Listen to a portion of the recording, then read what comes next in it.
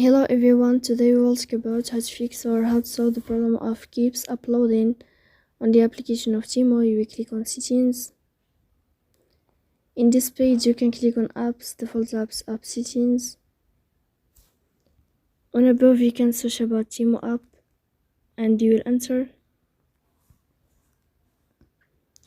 Then you can click on first stop and you can click OK. After that you will enter to the window of storage. Here you can click clear cache. Don't click clear data because that can delete your account. In the end, you can turn off your phone and you can wait a moment to turn on your phone again to fix that problem.